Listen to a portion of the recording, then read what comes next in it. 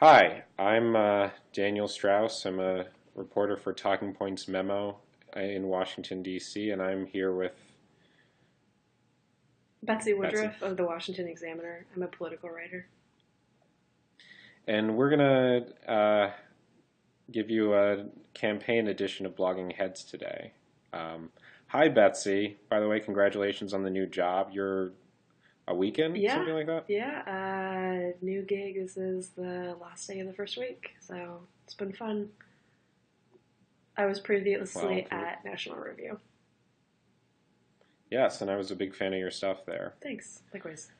So we're finishing up this week, and the campaign world is finally heating up, which, to my great happiness, is, you know, uh, getting interesting because I've been covering campaigns for the past few months since I joined TPM, and it's been a little slower going.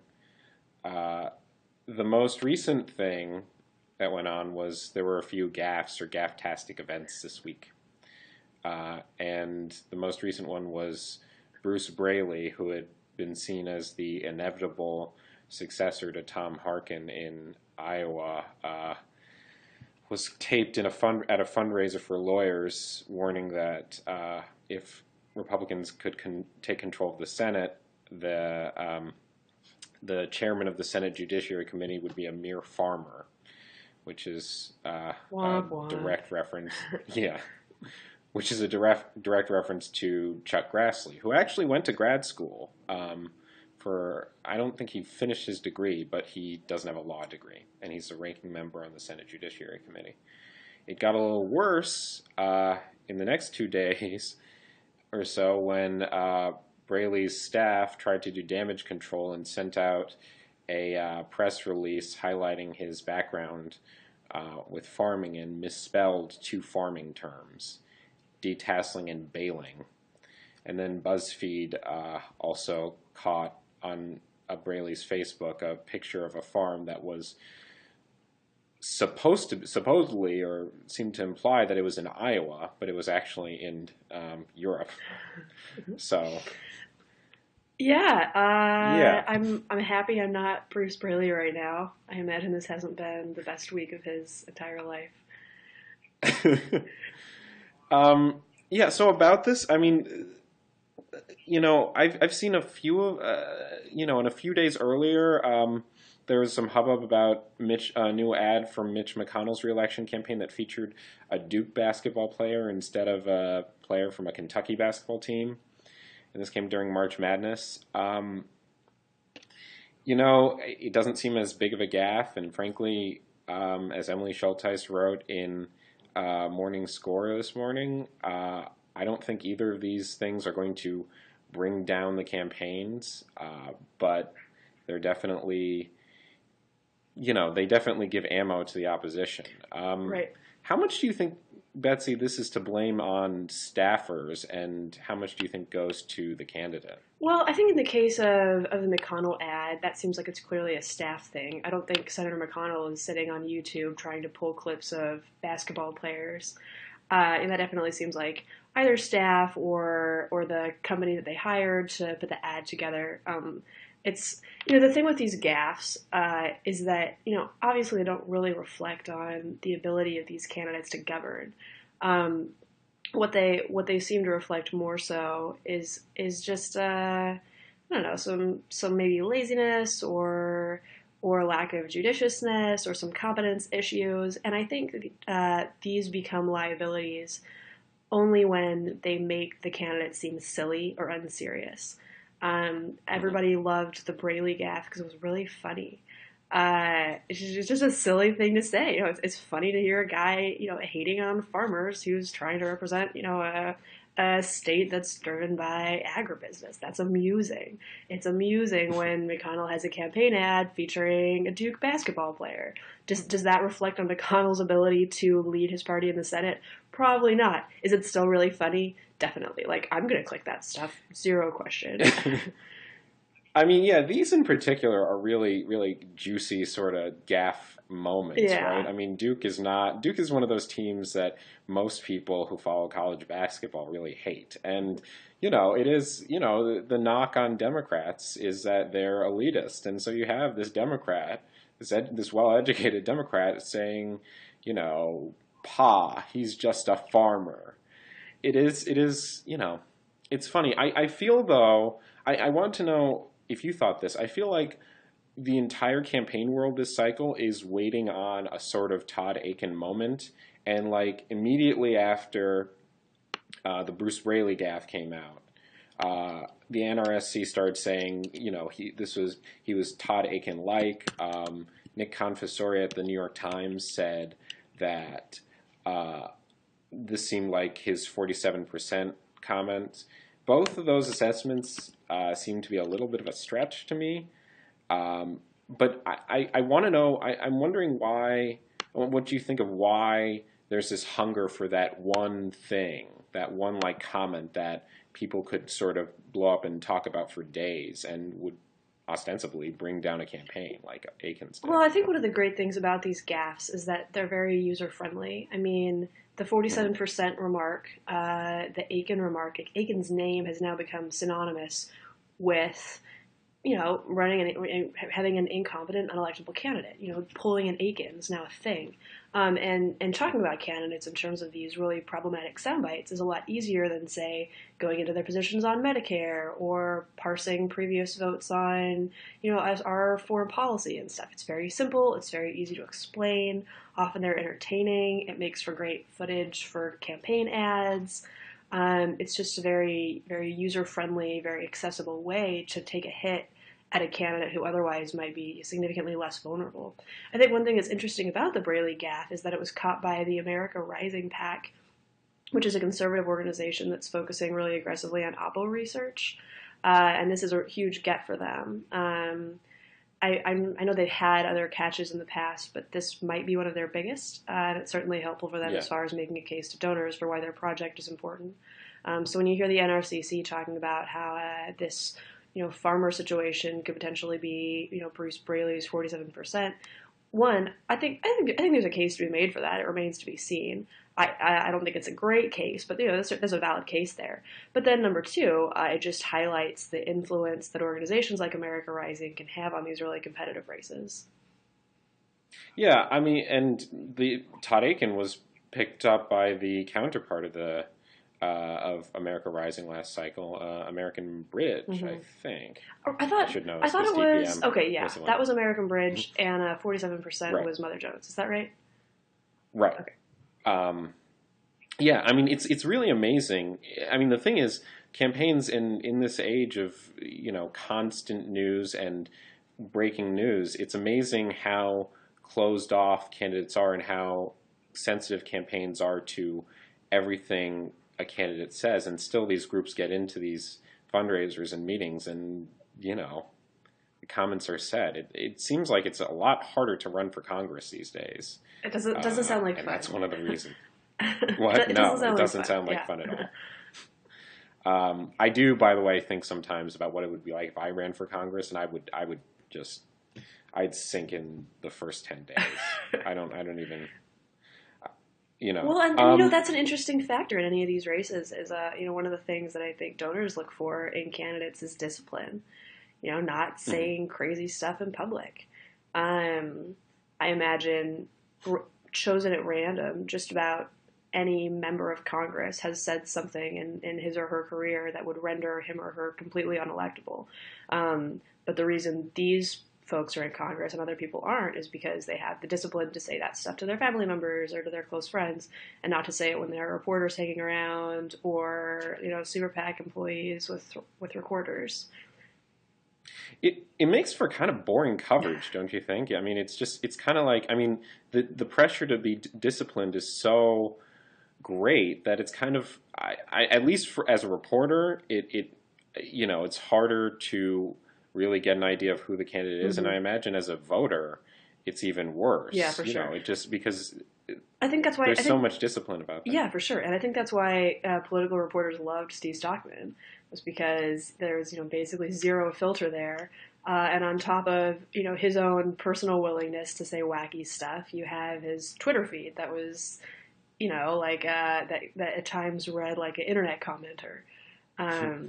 So you have these candidates that are running non-campaigns that are completely unserious, but national political reporters will invest significant amounts of time, myself included, Yeah. in following these races just because it's interesting. I mean, part of the reason that we like Hmm. politics and that it's fun is because of the stories and the humanity of candidates and the personalities. Like, for the vast majority of political junkies or people who follow politics closely, I think that's one of the most compelling parts.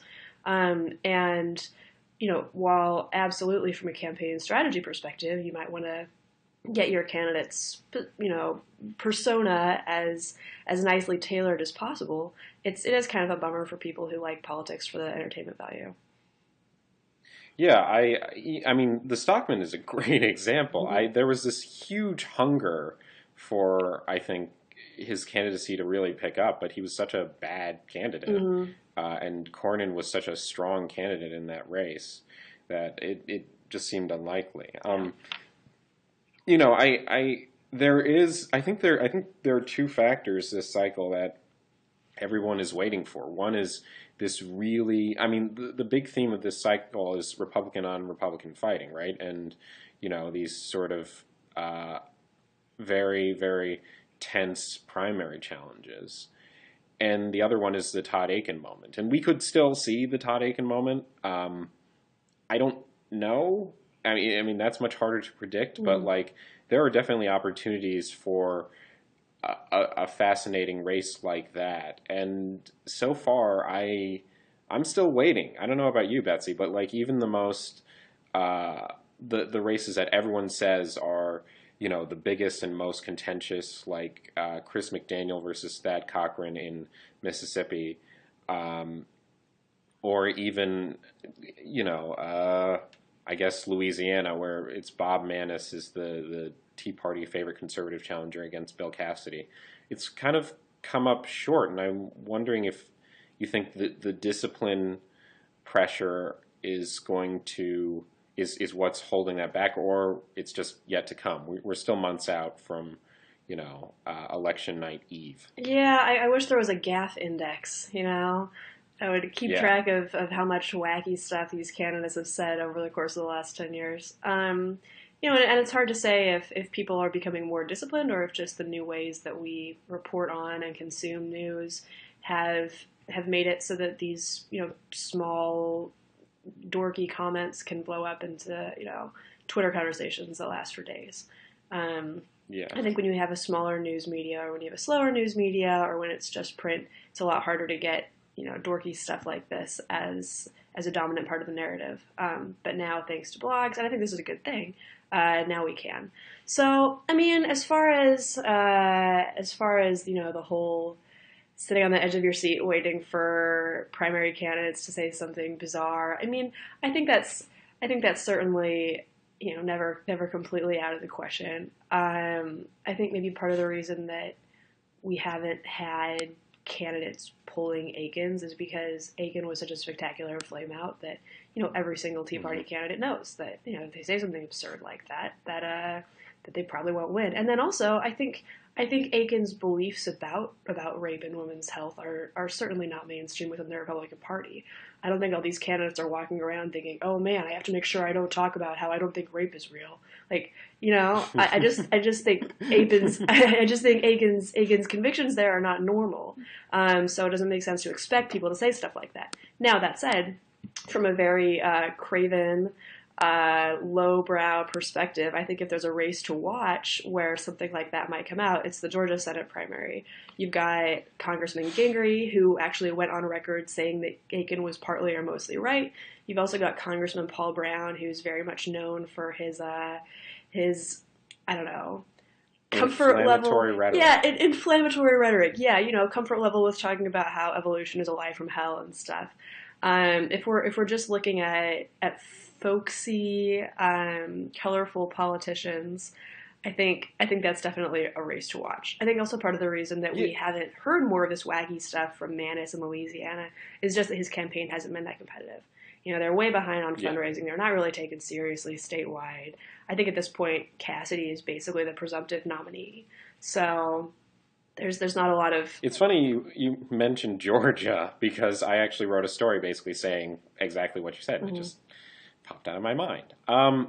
Yeah, I mean, the interesting thing about Georgia also is that, like, I mean, the thing about Braley that's really fascinating is that Braley's like Braley was one of these few Senate seats that Democrats could say, like, it may be a really bad cycle for us, but at least we're going to win in Iowa. I don't think that polling. I don't think this gaffe loses the seat, but it raises more attention and it gives, I think, Republicans an opening to make it. I totally agree. At least. I totally agree. I think it raises attention. But, I think the vultures start circling. I think donors get a little bit shy. I think people at the NRSC lick their chops and think about what other wacky stuff this guy has said. And that's how I think sometimes comments like these can have a snowball effect. Even though, making a rude crack about farmers is probably not enough to disqualify someone in the eyes of most Iowan voters for the Senate, it definitely can have an effect, especially this early on. It's just like, who is this guy? Have you seen the 30 Rock? Do you watch 30 Rock? Yeah. Okay. The episode where Jack Donaghy's talking to Liz Lemon and he's wearing a tux. Oh yeah, so and so the whole and Liz episode, is like, why are you wearing a tux? And he just looks at her and he has this amazing facial expression. He's like, it's after 6, Lemon. I'm not a farmer. I you know what? I would not be surprised if we see ads comparing Bruce Braley to Jack. I hope so. I would love that. B, I think it would be really click-worthy and it would, get a lot of attention. I think we're not helping the Braley campaign here. I know. But the flip side is, like you said, is Georgia. Georgia is a weird case this cycle, too, where Democrats feel they have a really strong opening to win a seat because of this primary, where they have these really colorful candidates who are all like fighting each other. Yeah. And like the thing about Paul Brown is that one of his sort of signature features is that his congressional office is full of hunting trophies, which he's reportedly like killed himself. Oh yeah, I did a big profile of him about a year ago, and he walked me through his office and showed me all these animals and told me that he'd eaten all of them, and talked about how the lion was kind of chewy and not as tasty, and it's just he's a character. I don't think being a big game hunter is a liability in Georgia.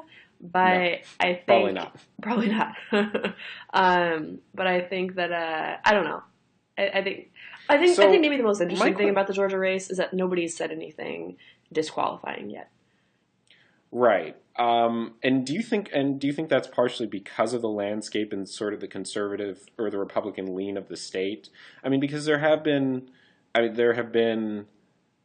Brown has said a few things that I think in other states might be a little more damaging. They've all, most of the candidates at one debate raised their hands when they said, should we impeach President Obama? Brown was most enthusiastic about that. His hand shot up first. And then there was Phil Gingri's lunchbox comments that poor children should work for their school lunches, but none of those comments have really thrown them out. You're right. But Brown is in the lead now. Why is that, Betsy? What I've heard about Georgia primaries is that typically the person who wins the first round of the primary loses the runoff. It could be that. I think Brown is going to have a lot of support in the northern part of the state, where there are people who are more Ron Paul friendly. It's a little more rural, and I think my guess is that the most likely Georgia scenario would be it'd be feasible that Brown could win the primary, but definitely not with the requisite number of votes to prevent a runoff. And then I think Georgia Republicans will coalesce around the number 2 person. I haven't written about this race recently, so I'm not super up as far as the fundraising game and stuff. but my gut would say that Congressman Kingston or Karen Handel are probably best Hmm. positioned for that. Kingston's from southern part. Handle, interesting. Yeah, Handel and Congressman Price are very close friends. They both have really deep Mm. connections in Atlanta, where you have to do very well if you're going to win. She'll have good fundraising ties. She ran statewide for governor and almost beat Governor Deal, even though she was very outspent. She's been Secretary of State. Her name ID is good. Her spat with Planned Parenthood is definitely not going to be a liability in Georgia. I think she's probably more competitive than we're giving her credit for. And then also Kingston, with his history on the Appropriations Committee, isn't going to have that much trouble raising funds. So those two seem Mm. like the most competitive to me. But again, I haven't written about this in the last few months, so it's possible that I'm misreading it. Hmm. We gotta move on to Okay. another topic. I just want to talk about Oh, Paul I could Brown talk about all this. day. Yeah, I who wouldn't? Who He is an wouldn't? interesting Who are guy, these people and who don't want to you talk know, about Paul Brown all the time? right. I think I mean Georgia is the campaign reporter's dream this cycle. Michelle Nunn versus Paul Brown would be awesome. The other big campaign news is Nate Silver's rollout of the redesigned, refurbished 538.com. Mm-hmm. And so far, it's been. I mean, it's to me, it's been a really interesting rollout because he projected going out. His first big projection was that Republicans have a 60% chance of winning the Senate, and most people, I think, read that or took that in as, oh, Democrats are doomed. This is a big surprise push, and it was definitely something that Republicans were very happy to hear. I personally was actually, I thought that was a kind of interesting and reserved assessment, given sort of the general mood in Congress and in the political world that Democrats are very much on defense, and 60%, it's okay. It's not great. It definitely is something that can Mm-hmm. change with a few comments. But it didn't ingratiate Silver with Democrats, Mm-hmm. and Silver's also been battling with Paul Krugman lately, Mm-hmm. uh, which a colleague pointed out to me that this might actually give him. I mean, I don't think his assessments are uh, tainted by ambition or sort of a popularity contest, Right. but I think it gives him a little more cred because in 2012 he was saying President Obama and Democrats would be okay, and in 2008 same thing. So I'm actually pretty surprised with how modest the rollout has been, and I wonder what role 538 is going to play this cycle. Yeah, I think Democrats' response to Silver was a little silly. Anytime you have an entire party sort of going into a public paroxysm is not helpful, especially given Yeah. that Silver's public about his liberalism, and that Hmm. it seems unserious to argue that he makes his predictions based on his partisan beliefs. Um, Hmm. so that was kind of unusual to me. I think if I'd been at the DNC, I would have responded differently. The fight with Paul Krugman is really entertaining. It's hard. I mean, you can't imagine anything geekier happening ever than Nate Silver fighting with Paul No, Krugman. It's no, like yeah, it's it's so like many it's layers of like Mortal geekery, Kombat Dream Edition or something. I mean, and there are two personalities that are really strong, really mm-hmm. outspoken. They're both really really smart and Yeah, really well educated. yeah, And it is kind of a refreshing fight. It's not the usual Obamacare stuff yeah.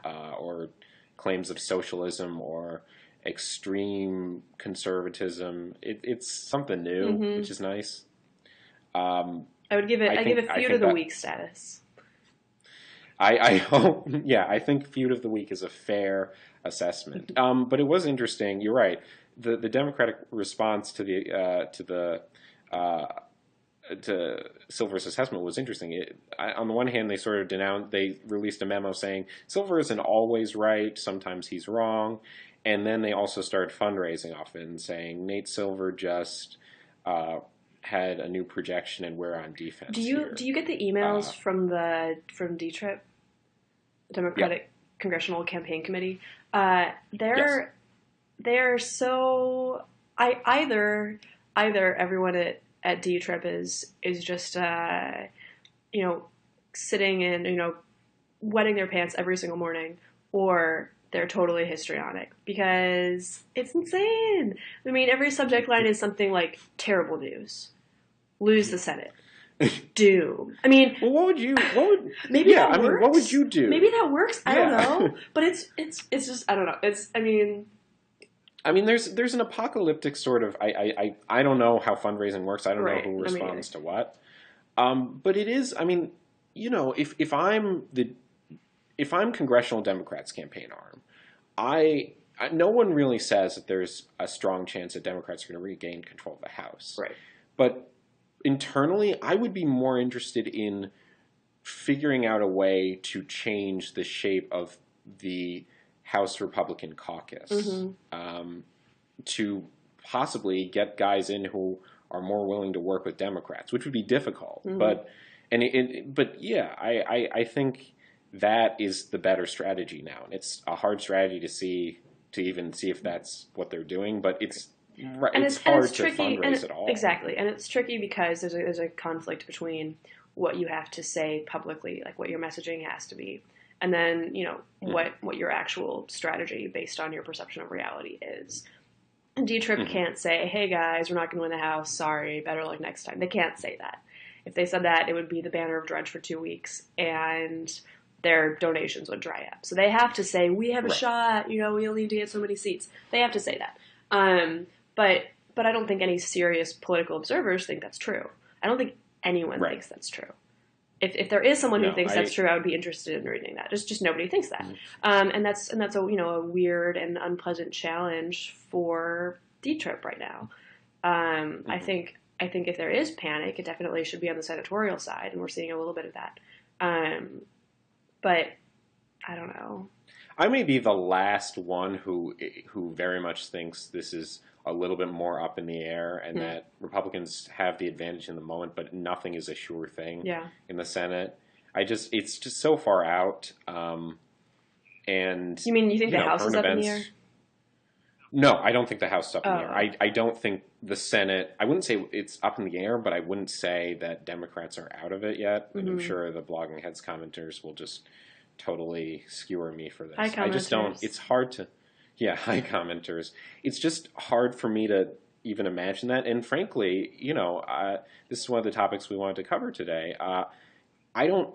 It's weird. The factor of how these outside groups like the Madison Project and the Senate Conservatives Fund plays in these races, I think, is a factor too. And it's a weird. It's that those groups and their involvement in boosting these candidates that stop establishment candidates from very cleanly getting the nomination this time, and in some cases are totally taking out the incumbent Republican, I think plays a serious role that makes control of the Senate a little bit more unpredictable. In the sense that if SCF's entire spate of candidate wins, that oddly enough Democrats could have a better shot at keeping the Senate. Yeah, I mean, it depends on the candidate. Yeah, SCF is a right. I think it's an interesting question. Going back to Akin, we were talking about earlier, one of the really interesting things about that race is, arguably his one comment had an enormously outsized impact on the 2012 election results, right? We all agree on that. It's possible Republicans would have taken the Senate back. It's very conceivable that Republicans would have taken the Senate back if Akin hadn't said that and he hadn't been the nominee. Well, and looking at that from an outside group's perspective, Akin wasn't exactly the Tea Party favorite. Sarah Palin endorsed Sarah Silverman. And if the Palin candidate had won, it's possible things would be very different. So I think in sort of coastal political journalism circles, it's easy to assume that some of these outside groups are sort of boogeymen or spoilers. but I think the reality is a lot more complex than that. Looking at some specific Yeah. SCF races. Well, first, one thing that SCF did that seems very sensible is they didn't endorse Stockman. Hoskins had nice Hmm. things to say about Stockman when he announced he was running, but they did not play in that race at all. Matt Hoskins, the executive director of Right, the group. Yeah. right. Matt Hoskins, executive director of the Senate Conservatives Fund. Obviously you've got Bevin in Kentucky, who, while he's running an interesting campaign, there's don't seem to be any serious indicators that he has a serious shot at winning the nomination there. So, the only seat where it looks like an SCF candidate could actually take out an incumbent is Mississippi, as we talked about a little bit earlier, with Right. with Chris McDaniel going up against Senator Cochran. And I don't, Right. and I don't I think haven't McDaniel is a seen. huge liability. It's possible he'll say something really dumb, but I don't think so. He seems like a competent candidate. He's got national support. I don't, Mhm. I So don't see, I Mississippi don't is see one of these. SCF.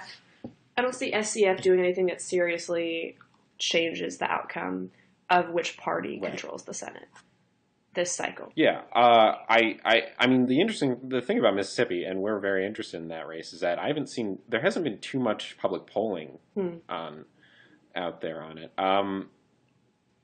And yeah, I mean, the funny thing also is that there's a Democrat running too, Travis Childers, Mm-hmm. who announced, I think last month, that he's running, and Democrats are hoping that he can play some kind of spoiler, at least troll them. I think McDaniel is probably the candidate who has the best chance of uh, winning a Mm-hmm. seat with these outside groups. And I don't, it's interesting because Cochran has the support of a lot of, big name Mississippi Republicans in the state. Mm-hmm. I don't really know what's going to happen there. One thing, yeah. The most, in my opinion, the most effective outside group this cycle has actually been Americans for Prosperity, which has stayed out of the primaries Yeah, I and think has that's true. instead hammered Democrats in places like Michigan and North Carolina especially, and Louisiana.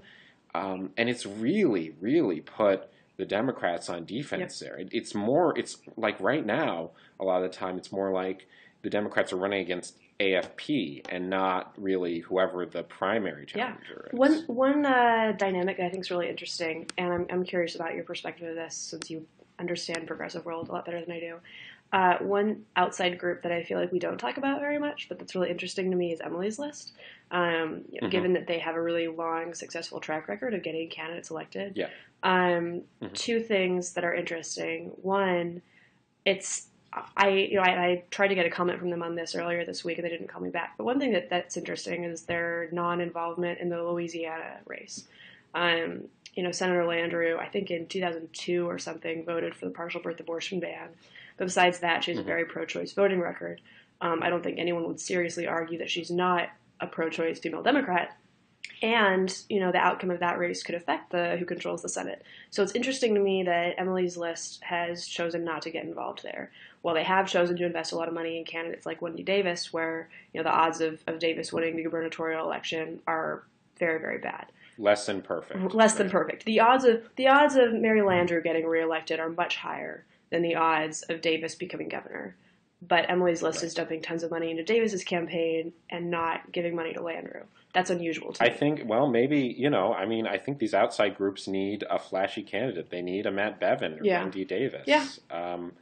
You know, I The so other thing, sorry, that's interesting to me about Emily's List, is they've had a bit of a rough track record over the last few months. They spent a lot of money on the Colorado state senator who lost the special election over Second Amendment stuff. right, They spent a lot of money on right. Alex Sink, who lost in I think Florida 13. They also endorsed Christine Quinn early on and spent a lot of political capital on her campaign. All those candidates lost. And I think Emily's It's List been is a a rough very go. yeah. I think they're a very effective organization. I think as far as outside groups go, they've maybe had the most significant impact on what the Senate looks like and the House. Hmm. I would be interested to read more reporting on some of the internal stuff going on there. I'd be interested in knowing more about their decision making process. and if there's any level of concern about, their high-profile losses over the last few months. Mm-hmm. I mean, uh, I don't know. I think that's a great question. Mm-hmm. Why they haven't gotten involved in Louisiana? I wonder if the Emily's List name might be counterproductive The name in might be, but the Louisiana. money wouldn't, right? Like, they're giving Yeah, tons of but money the to money Hagen. would. I totally Yeah, agree on the name, for sure. right. But you'd also think it'd be counterproductive in Texas if it's a problem in Louisiana. Yeah, and Mm-hmm. that's a good point. I honestly, I think that's a good Yeah. question, and gonna go look into that. I think after this blogging heads, Yeah, totally. That'd be great. my understanding about Emily's List though is that I mean, unlike these other groups, which are very interested in putting their political leanings in the Senate or in Congress or Mm-hmm. politicians who match them politically, Yeah. Emily's List is more interested in getting fairly liberal women in Congress, Mm-hmm. and those are the two big factors Right. in there. So it's Pro-choice not women. always, Yeah. yeah, pro-choice Right. women. So it's not always the most liberal candidate, Mm-hmm. or it's not always just. I mean, you can't be the most woman, but Yeah. I think it's a more delicate balance Yeah, there, and and they're right. I agree, and their project is really interesting because right. because I it's mean, only the big thing. ideological on the abortion issue. Besides that, there are plenty of Emily's List endorsed candidates who aren't especially progressive. Um, Right. And in Hawaii, they backed, if I'm not mistaken, Colleen Hanabusa, mm-hmm. who is the underdog in the Democratic primary against Senator Brian Schatz. Mm-hmm. And Schatz is, I think, a little more liberal than Hanabusa, although you'd have to look closely. Mm-hmm. But Emily's List is very much interested in Hanabusa, not Schatz. Right. Or you look I at mean, the I New York think, mayoral race, where yeah, Christine Quinn was certainly not a darling of progressives by any stretch of the imagination. But was a woman, was pro-choice, and that's the litmus test. And you have to respect organizations that have really specific litmus tests, and they've certainly been successful in getting those candidates elected in the past. But I think from the larger context of how progressives feel about Emily's List as an organization that makes American government more progressive, I imagine there's some tension there. hmm You know, uh, the real victory, I think, with these outside groups is not necessarily a numbers game. It's who they bring in, especially in the Senate. Mm-hmm.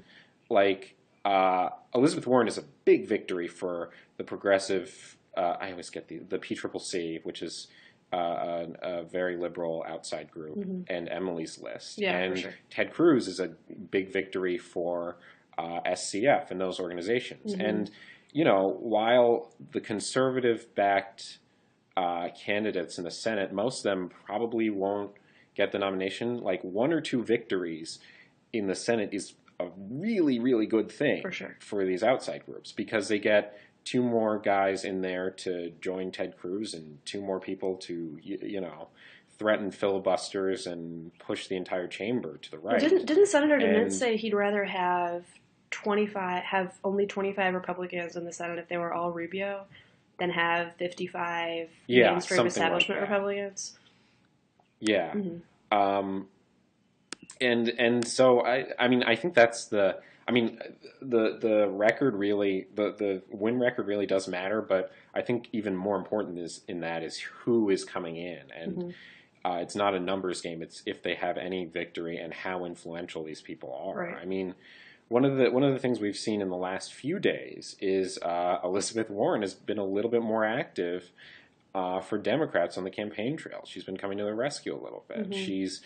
She came out very aggressively in fundraising emails when Scott Brown announced that he was forming an exploratory committee. Yeah. And most recently, she endorsed Bruce Braley, coincidentally, a day after that video surfaced. Yeah, that's helpful though. Yeah, it is helpful, I think, in Iowa. Or at least At least sort in of terms of distracts a little fundraising, bit. right? At least nationally. Yeah, at least in Yeah. terms of fundraising.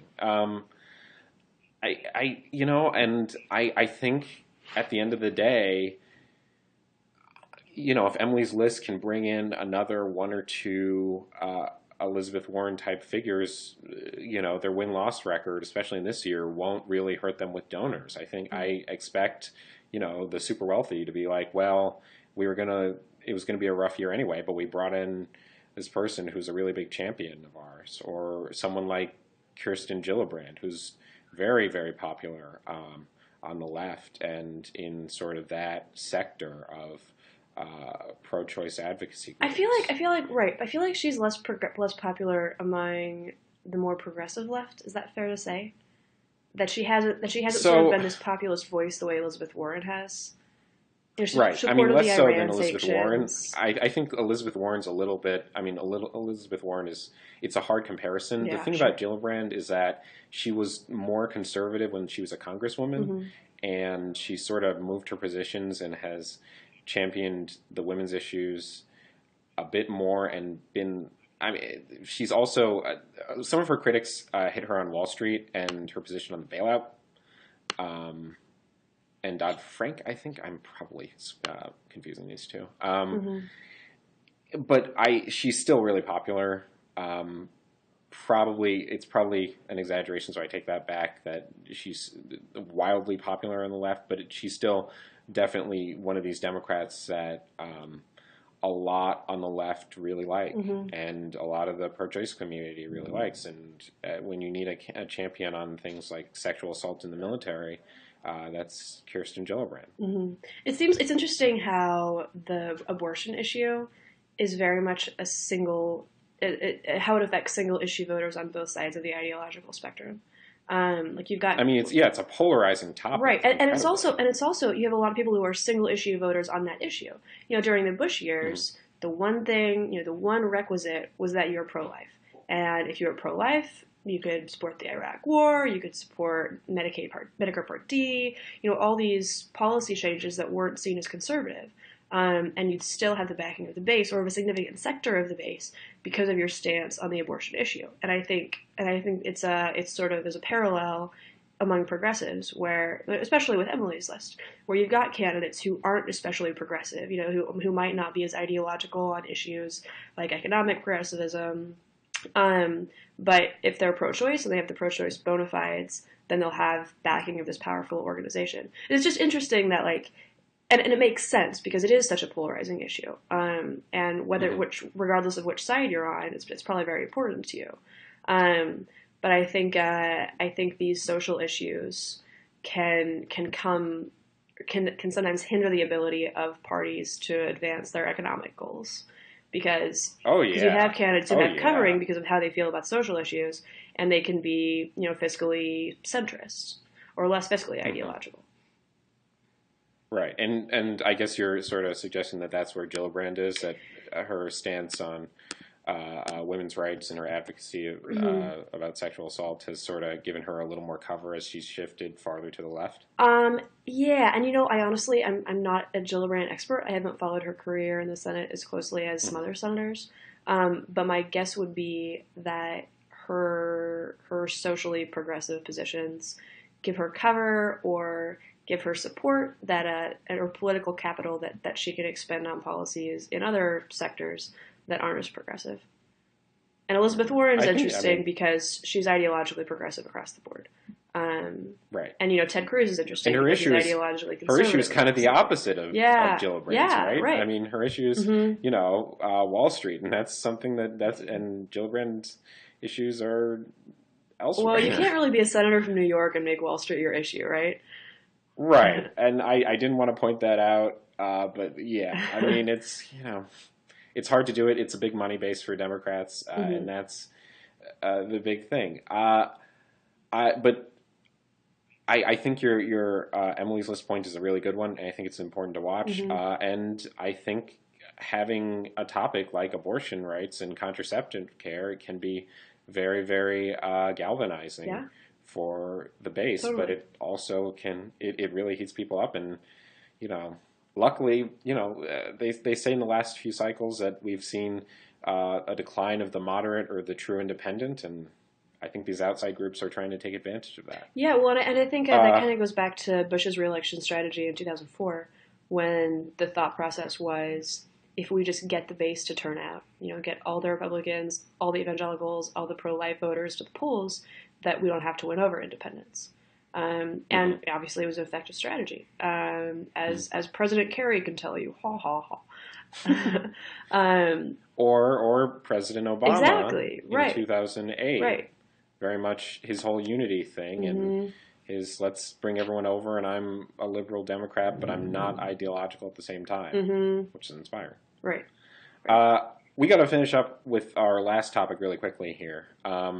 So I asked you to do this when we ran into each other at CPAC, and we're a little bit past sort of the CPAC hangover where reporters are all talking about what they saw and all this stuff. But I was wondering if you had sort of like a few weeks later thought on CPAC. It was my first CPAC. That's so special. And yeah, I wish they made picture frames that said like my first CPAC on them. I was hoping I would get like a special reporter lanyard or something.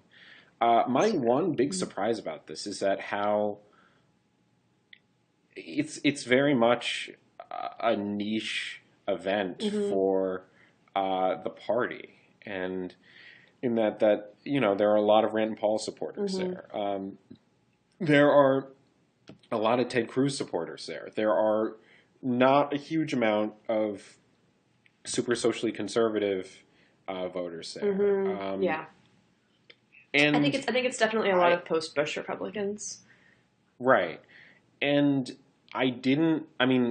if you sort of weight that, I didn't get a sense that there's a big favorite right now among the GOP. If you factor in the fact that there were a lot of Rand Paul supporters there, right. And Ted Cruz is very popular too. What do you think the big takeaway was? A few weeks later, we've gone. The news cycle has moved on to Nate Silver and Paul Krugman. Yeah, there are always two things about CPAC that I find really interesting. One is how well anyone whose last name is Paul does. In the last 5 years, Mitt Romney is the only person to win a CPAC straw poll, and he only won it once, whose last name wasn't Paul. You have Rand Paul, Mitt Romney, Ron Paul. It's just a great event for Senator Paul and his supporters. They do very, very well, and that's kind of a universal. That's just how CPAC works, which is interesting, especially given that Senator Cruz has kind of postured himself as the champion of the base. It's interesting that at an event that is such a red meat conservative base weekend, that Paul kind of blew Cruz out of the water. I think that's significant. The second thing and this is my third CPAC, the second thing that has always struck me about it is how much people love Sarah Palin. That was really keynoted this year, right?